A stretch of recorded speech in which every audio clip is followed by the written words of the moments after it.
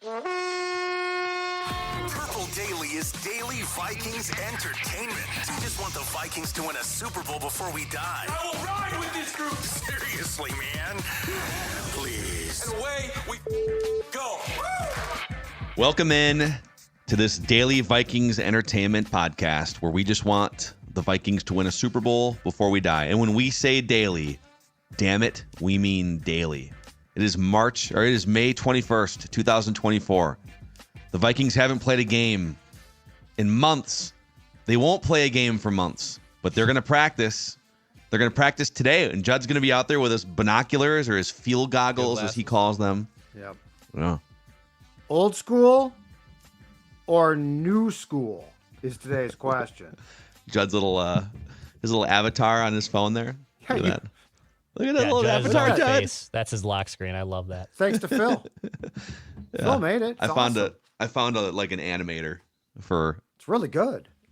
on one of those websites. Like, But I might go think it was old school Fiverr today. or something. I might go old school. And I do have notes.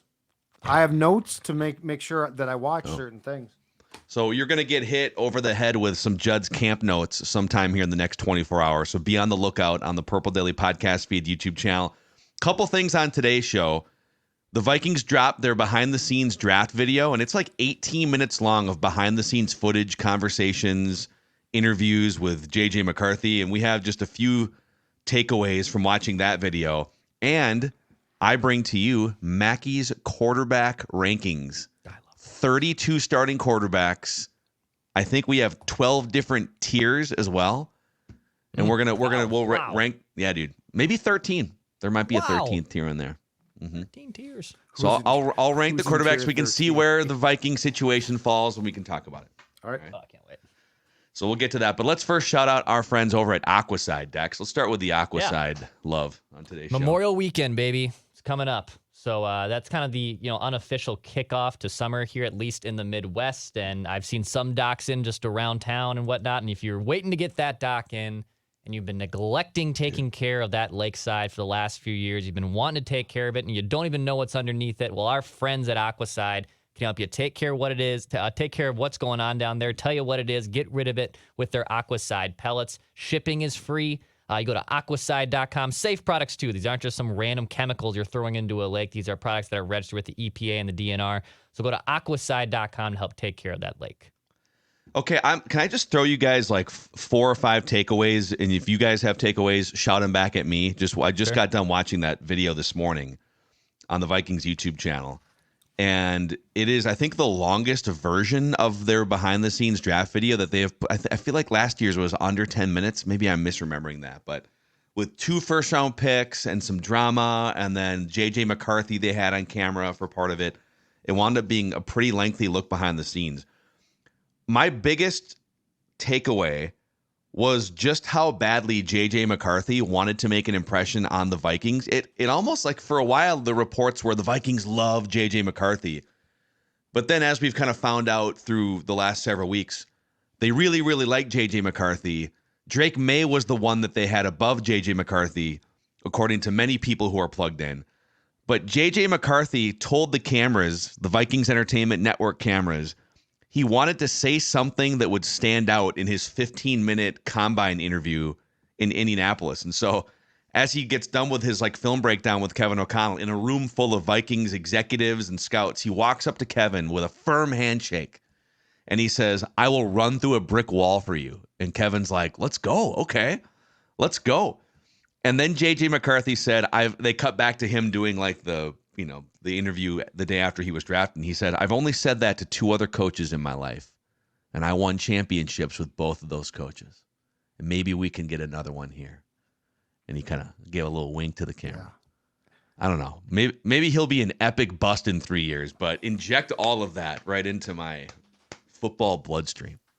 I think all of those QBs who had even a slightly realistic chance of coming here knew that this was such a perfect fit. But if you're a quarterback, name me Drake May. Okay, he went 3rd, but he went to the Patriots. Patriots are going to be a lot of work, and he's going to be. And look, a lot of guys saw Bryce Young. Bryce Young is I will go to my grave saying he didn't suddenly suck because he forgot how to play QB. Yeah. He was with a terrible franchise. Now, it might improve now, but I think McCarthy's a smart dude. And McCarthy saw this, Justin Jefferson, Jordan Addison, an offensive guru type of coach who is going to put tons of time into you. And so it would have been interesting if the documentary had been not the Vikings, but just an unaffiliated documentary. And you'd gotten all of those quarterbacks to share their thoughts, right? Wouldn't it have been interesting to see the amount of them who said, yeah, it'd be nice to go to a team that has 2-star or potentially 1-star for sure, one really good receiver, an offensive system that's going to be tailored towards me. And I think that's what makes this such a good fit. It's probably what comes down to like the anti Drake May, Bryce Young type of fit, which is, yeah, you're going high, but you're being thrown into a situation where you have no idea what it's going to be like. Yeah, the other thing, and by the way, Dex and the boys on Purple Daily on Draft were breaking this down from their angle as well. So I want to hear what kind of what you guys were talking about. But you bring up Drake May, Judd, and this is all. I'm just kind of like cherry picking things that I've read from. I'm not like following off-season workouts in New England closely, so this is a drive-by take, I will admit, but it kind of feels like Drake May got into the building in New England. They've got a defensive-minded coach who's new at his job, and some of the early quotes from him were kind of putting it on Drake May. He has a lot to work on. Like, Drake May feels like he's on an island, like a career-altering island that he has to overcome. No weapons early on, defensive-minded head coach who's new, might not fully know what he's doing, and the early quotes are, yeah, he has a lot to work on footwork before we put him into a game. McCarthy comes in and it feels like a we thing. It doesn't feel like, all right, we drafted McCarthy and let's put him on an island. He has a lot of stuff to work on over here and we're just going to, it feels like it's part of a we vibe and we system here with Kevin O'Connell. Hey, let's do this together. We're in this together. Like he's saying that on the phone to JJ McCarthy. I mean, it legitimate. And if, by the way, if those draft picks were flipped and it was Drake May coming in here and JJ McCarthy going to the Patriots, I'd have the same take. Mm-hmm. I'd be like, well, sorry, JJ, you're probably screwed. Mm-hmm. Good luck being a backup in like 4 or 5 years. We talked about this as an us three, and even us. I'll include Miles and Tyler in there too on draft night. Just like I think the authenticity with JJ McCarthy is real. Like I don't sense the phoniness, fakeness. There's been some chatter about that, like he's fake, but like I think that's just who his personality is. I don't find it phony at all. But what's interesting to me is it feels like the personality that JJ McCarthy has is also very similar to the personality and aura that Kevin O'Connell has, which is a very rah-rah type of guy. It's a little different. It's not completely mirrored in the same, but both those guys are outspoken. They're positive speaking. They command a room when they talk, right? Like those traits, I think, are pretty much the same guy, which is probably why KOC and JJ McCarthy like each other so much. Now, will JJ McCarthy turn into a really good quarterback, or will he be, Zach Wilson level on the play? We don't know that yet. But I do believe that the personality traits between KOC, JJ McCarthy, man, it's a match made in heaven. Like Kirk was a quirky and a weird guy, but KOC was able to get more out of him, and Kirk felt more comfortable from a personal standpoint around Kevin O'Connell, obviously, than Mike Zimmer. I personally think the personality traits between McCarthy and KOC are the exact same. I agree. Yeah. If McCarthy fails, it won't be because of incompetence, and that's my most important thing. Like coaching incompetence, or organizational, the whole thing, the whole franchise. I mean, Carolina's incompetent from the top down. The problem is that the people who are competent got swept away by the moronic owner of that team, and so like if McCarthy fails, it's a tsunami of bad ownership. Sweeping through Tepper's a complete moron, but like. If McCarthy fails, it won't be because of incompetence or a lack of good decisions. They're not going to thrust him in week 1 if they're concerned about him. Like these are incredibly important things. One thing that's just crystal clear is how often do we blame the quarterback, and then you go back and look, and it's like, all right, put him with a franchise that knows what it's doing. It's a different ending, and so I think the McCarthy thing comes down to he has every chance to be successful given his surroundings here. Our guy Jeremiah Searles told a story a while back about one of his seasons in the NFL was with the Panthers, and David Tepper was the new owner at the time, and Cam Newton was still there in Carolina. And so David Tepper comes into like the team meeting theater to introduce himself to the new team, or the team that he just bought.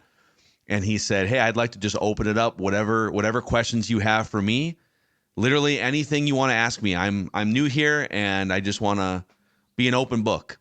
And Cam Newton raises his hand and grabs the microphone and says, "Mr. Tepper, Mr. Tepper, Mr. Tepper, Mr. Tepper, Mr. Tepper, how wealthy are you?"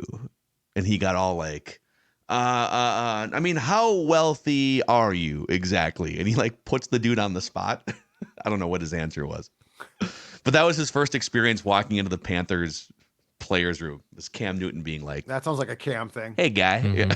Hey, fella. Yep. Mr. Tepper. Okay, another thing that was confirmed, there were some reports about this, and Kwesi, I think, maybe said this on the record at the press conference after the draft was over, but it was confirmed on the YouTube video that the Vikings quarterback plan to draft a quarterback in 2024 was a 2-year process. So they started planning for this draft, confirmed, in 2022, which does make sense because Kirk's last extension with the Vikings was into the spring of 2022.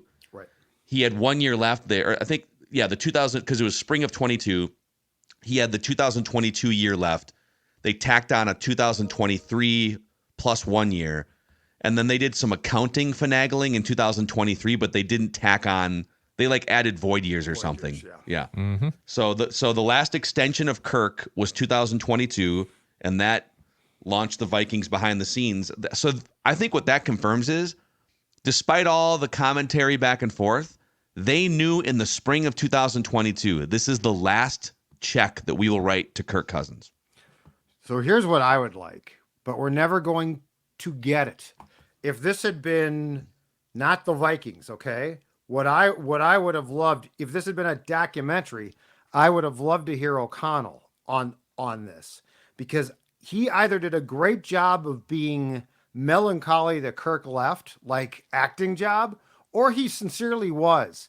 So like what I'd love to know and see is, what were those discussions like? Because I am firmly convinced that there were some in that building when Kirk signed that contract who said, "That's it." I'm not sure everyone agreed that that was the idea. Yeah. So it would be, I think my guess is the front office said, "This guy is costing us a ton," and he's won, but it's not like he's taking us on playoff runs, right? But what I would love to know from a coaching staff standpoint and O'Connell is, were you in on that completely, or were you aware of and willing to go along with the plan because you didn't have a choice? That's my question. Yeah, it's now. Let's say Kevin O'Connell was the one kind of stumping for, "Hey, this dude runs my offense at a pretty high level. Yep. He's not Patrick Mahomes, but he's certainly one of the top 10 to 12 quarterbacks in the world." Even while he was saying that, maybe after the 2023 season, the Vikings were dating other young quarterbacks. Like, that's what I'm saying. He was still smitten with Drake May and Jaden Daniels and texting with JJ McCarthy. So it's not like Kevin was all about Kirk Cousins during this process, right? He was sending some little. But I'd love to know this. Hey, you up text to JJ McCarthy?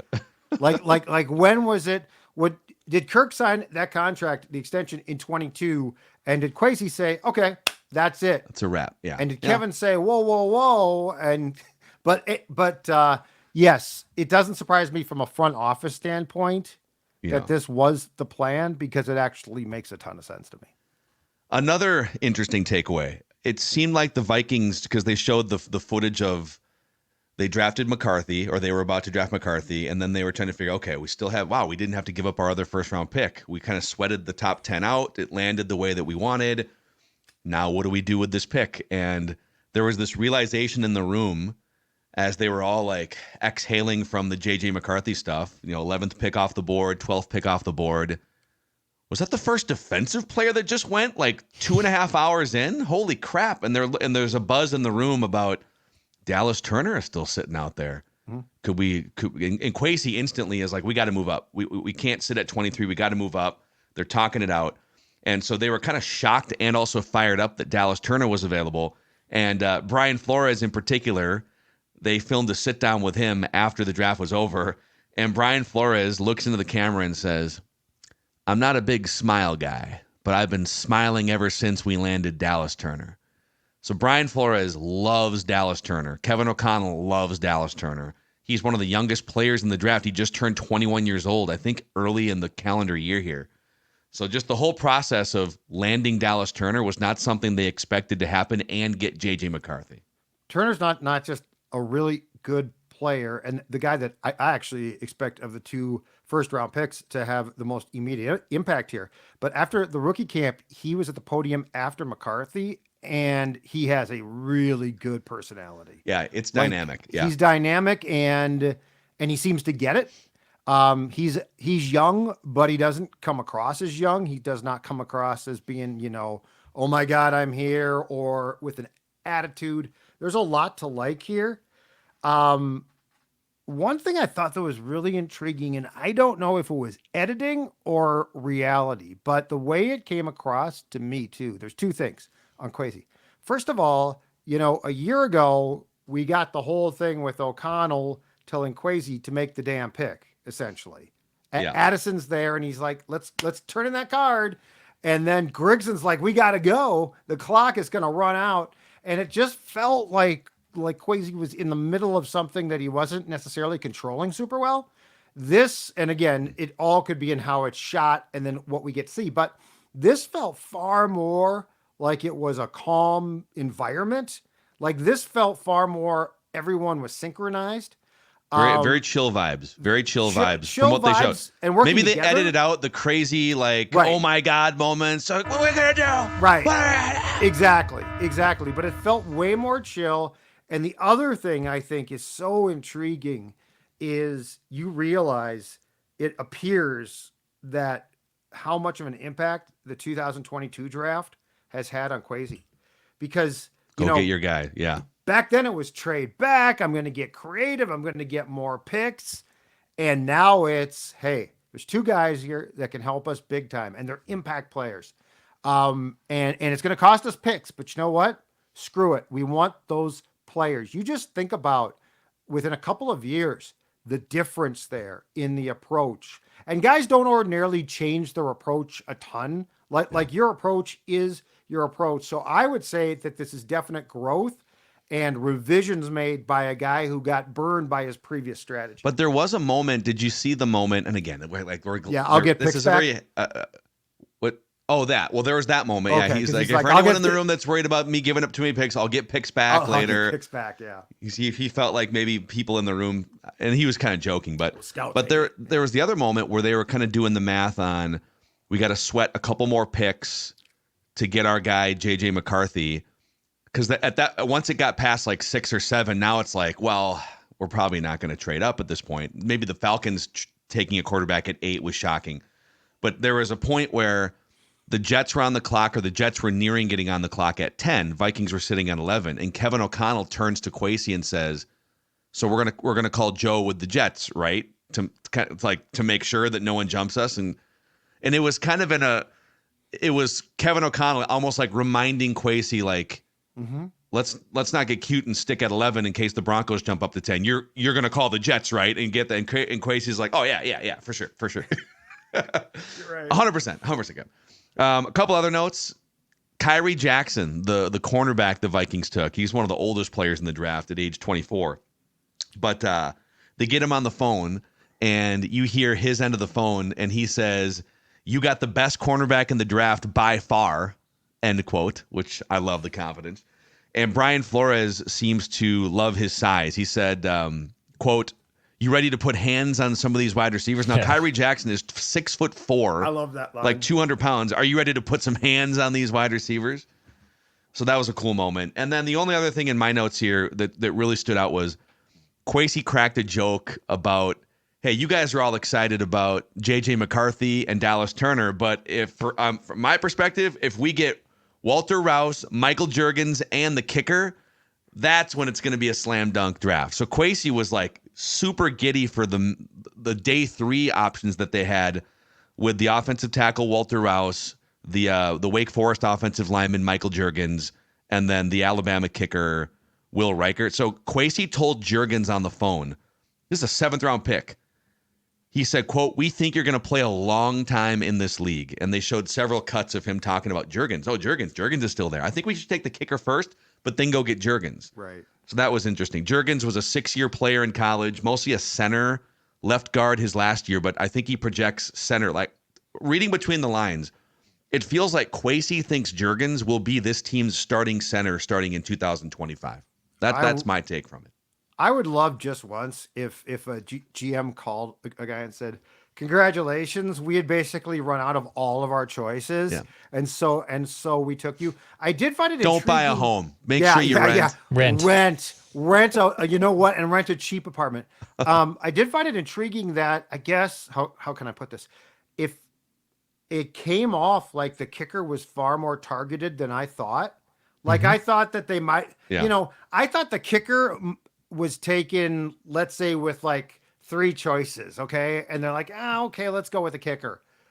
It came off, and again, to Phil's point, there could have been chaos behind the scenes. They ain't going to show us that. But like the kicker was way more targeted, which I found interesting because I'm willing to bet that the Purple Daily on Draft Guys decks, I know that they didn't all love taking a kicker. So that was one that really intrigued me, that it was very clear that there was a premium put on trying to get the kicker. Well, I think because of the position, even though it is kicker and, everyone says don't draft a kicker, he was being coveted and he was the top kicker on the board. Where Juergens, he was probably still going to be there, like Kwesi was saying, when they were going to make the pick again at, I believe, 232 when they took Reichert at 203. So when Kwesi talks about minimizing regret, that's exactly what's happening there. Like, we could take Juergens, but then the regret would be we might miss out on our kicker. That also Matt Daniels really wants too. So the whole minimizing regret thing, from the terms of trading back and taking Lewis Seen from a few years ago, from minimizing regret to trading up to get your quarterback, so there's no regret there. I think that's clearly like his buzzword now. It was competitive rebuild to start, then it was full Rams. It feels like the next model for Kwesi is minimizing regret. And that strategy, I think, played out throughout the entire draft. The irony is there might be a time in the next 12 months where it makes sense to start going full Rams. If you start to see good signs with J.J. McCarthy. That's been flipped. He will go full Rams now. If needed. Oh, yeah. And regret is one, again, regret. Just have to look across the locker room right now and see Lewis Seen. And there is, they should put number 6 regret on his nameplate. No regrets. You guys are going to have no regrets if you stop by a Red Cow location and sink your teeth into some of the best food in the state of Minnesota. Established in 2013 and now a burger-making juggernaut with 5 locations in the Twin Cities, 1 in Rochester. You'll find old Macadac here at the North Loop one in Minneapolis on a regular occasion. They've got the award-winning double barrel burger. They've got some of the best wings you're going to find in town. Snackable foods like cheese curds, cheese and dips, buffalo cauliflower, chicken sandwiches, 36 beers on tap, craft cocktails, and you can belly up to the bar where there's a line of TVs for the best viewing in town. Look at that. You can cheers burgers at Red Cow, any of the 6 locations in the state of Minnesota. Also, a shout out to our friends over at Nicolay Law, gentlemen. Nicolay Law is the official, exclusive, reigning, defending personal injury law firm. Undisputed. The official personal injury law firm of Purple Daily. If you get into an unfortunate accident and life starts to get turned upside down, that's where the folks at Nicolay Law come in and make sure you get the compensation you deserve. You can find out more information at nicolaylaw.com or give them a call at 1-855-NICOLAY. They are very purple friendly, Russell Nicolay and his team. Just ordinary people that happen to have law degrees. nicolaylaw.com and 1-855-NICOLAY. Would you guys like the 2024 Phil Mackey quarterback rankings? Yes. 13 tiers? It might be 15 tiers. Oh my God. It could be 16. Maybe it's 32 32? tiers for 32 quarterbacks. Say, may as well at that point. How far do you want to take this? So yeah, what I've done here is Football. I am projecting just the starting quarterbacks here. So there are a couple rookie projected starters. Like J.J. McCarthy is not projected to start week 1, so he does not make the 32 quarterback rankings here. Justin Fields does not project to start week 1. Russell Wilson, as of right now anyways. So Justin Fields is not part of this list. But I have broken them up into tiers. And then as we go through this, start thinking about, now Sam Darnold is ranked here, but start thinking about if Darnold has a big season in this system, or if J.J. McCarthy steps in, like where could they rise to? What's a realistic place where one of those guys could get by the end of the year? Okay. So we'll start with the GOAT tier. There's one quarterback in the GOAT tier, and it's Patrick Mahomes. He's number 1 on my list.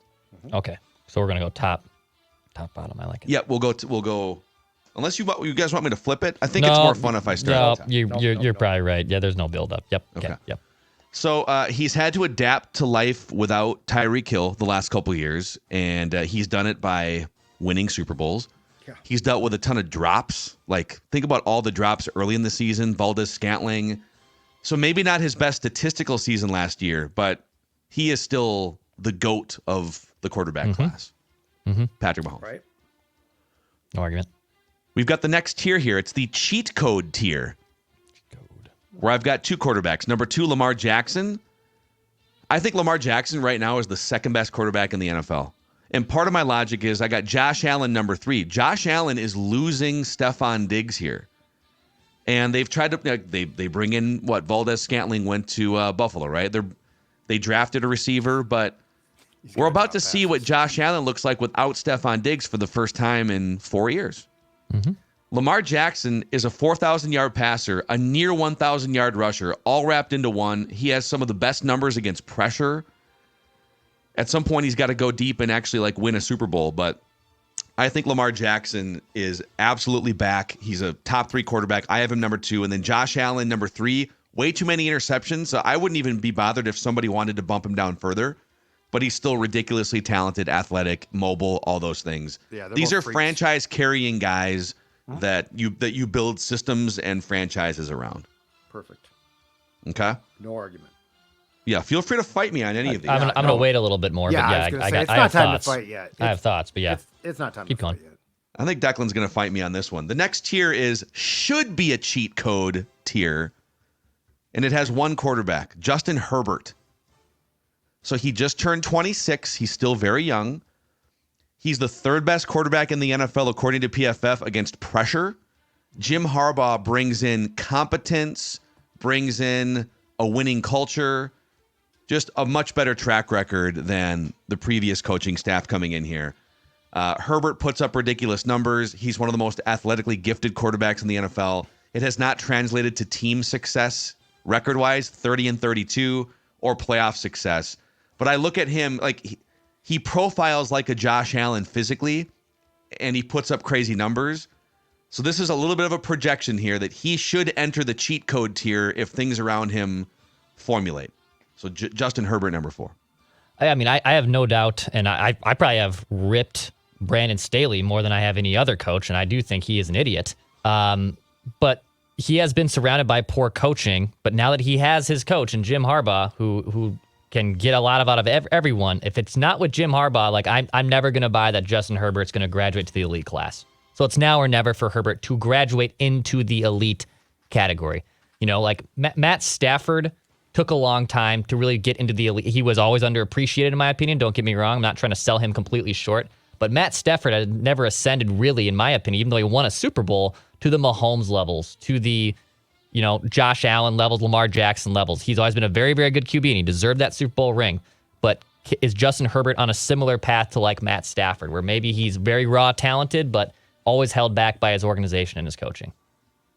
What Justin Herbert did last year here in the Chargers win against the Vikings was incredible, and watching it live was awesome. I'll say this, Justin Herbert, the start of his career might be better, but you know what? I could see Justin Herbert's career playing out like another former Charger, Drew Brees. He's a special talent. And like his ability in that game against the Vikings to slow the game down. And I mean, Brian Flores, we all agree, had a really good year as a DC. And my God, his ability to get the ball out on time, his ability to improvise. I saw a lot of things that I said, that's special.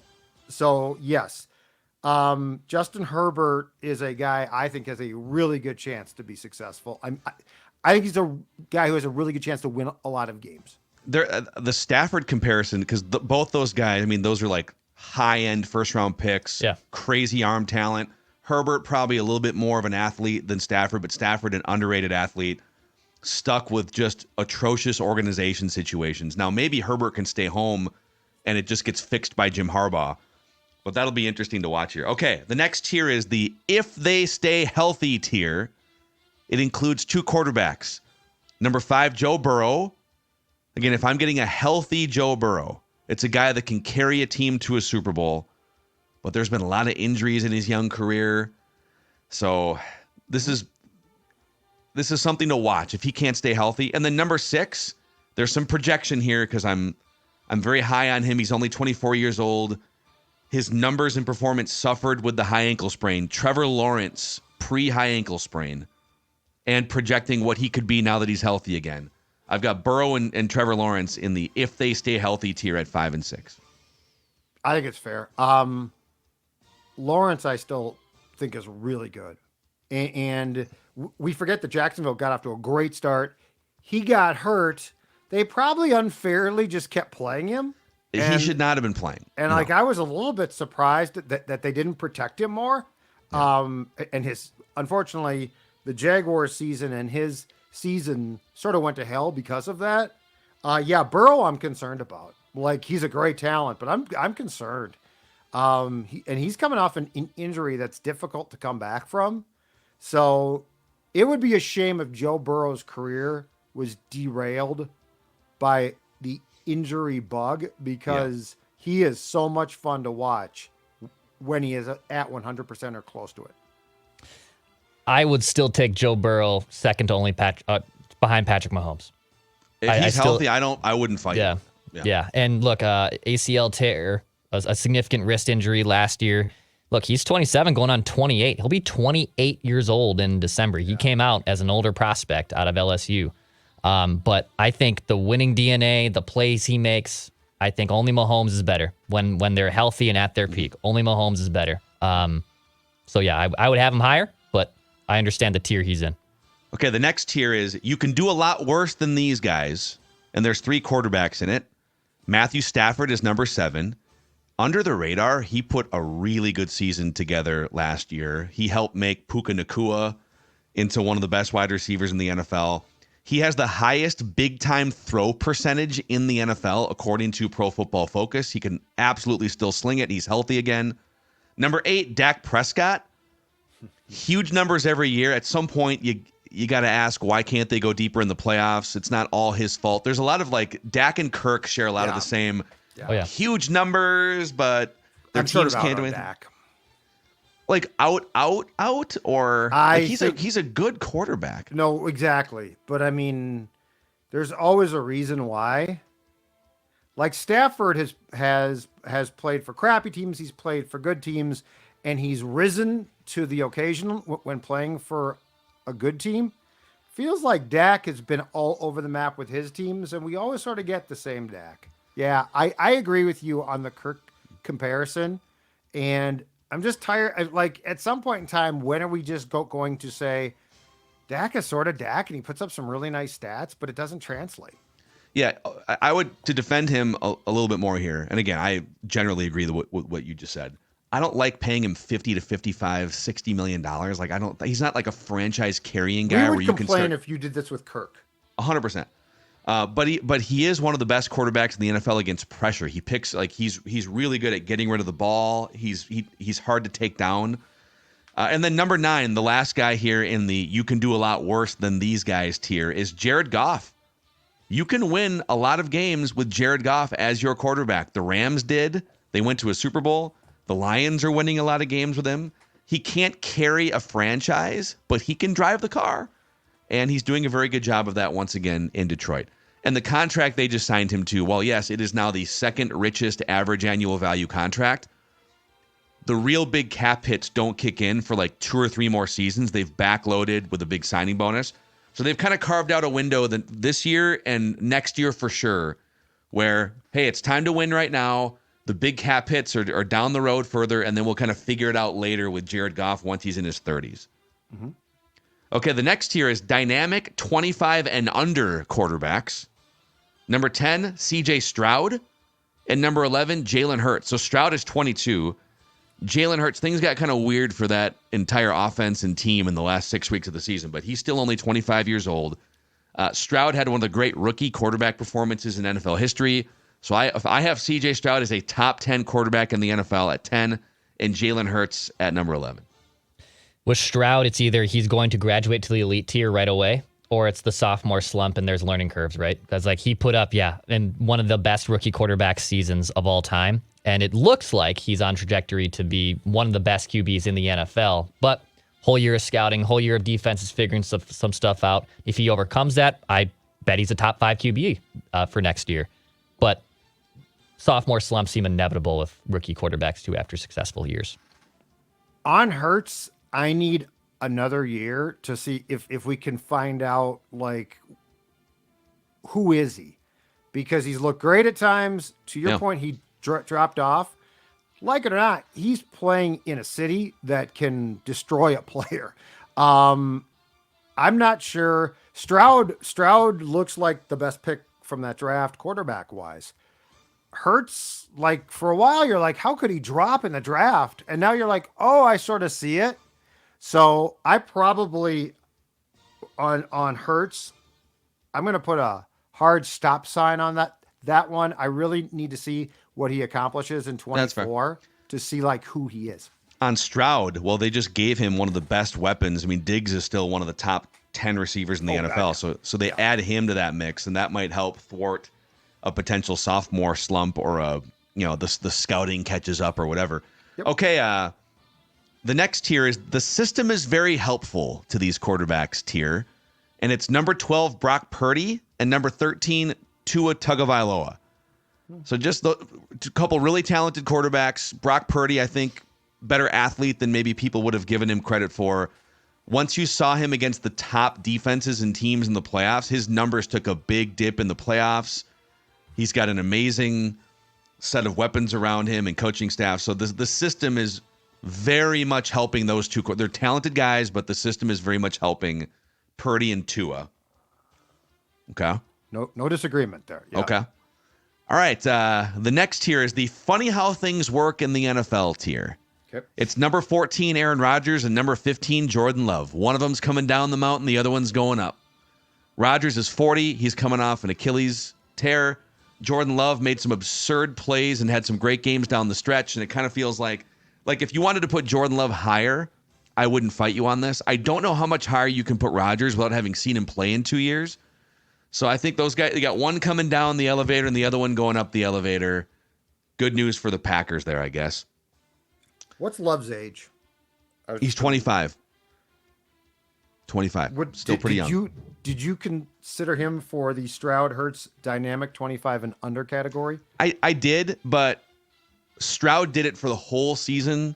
Sure. Jalen Hurts has done it now for like 3 years. A little bit of a roadblock last year. Love did it for like 8 games. I could have put him there, but then also like, am I putting him above Brock Purdy? I couldn't put him above Brock Purdy, I guess, at this point. Okay. So maybe it's manipulation of tiers here, but I just couldn't put him that high. Yeah. Screwing out with the tiers. Would you put him above Rodgers? Right now I would. I have no idea what to expect from the guy. I mean, he's an old man coming off an Achilles. Who knows? Yeah. Yeah. Okay, we're gonna fly through the back half of this here. Right. After we shout out our friends at Ugly Deck, Judd, tell the audience. I'm going to tell you right now, Ugly Deck, uglydeck.com, they have one mission in life, and that is to rid the world of ugly decks. You know what? It's springtime. Summer's coming, right? And you're looking outside right now, and you're like, oh, my deck is in sort of disrepair here. Guess what? Ugly Deck can help you have a beautiful new deck. If you are watching right now, you can see them right there. There is the option for the folks from Ugly Deck to take care of all the work. There is the option for them to help coach you to save some cash and take care of the work as well. But no matter what you choose, guess what? You're going to have a beautiful deck. Just check them out, uglydeck.com, uglydeck.com for a beautiful deck and a great summer. Okay. The next tier is the numbers look great, but something seems to be missing. And it's number 16, Kyler Murray. Okay. And it's number 17, Kirk Cousins. So with Kyler Murray, it's like, God, the guy, he scoots around, got a pretty big arm. He makes plays out of nothing.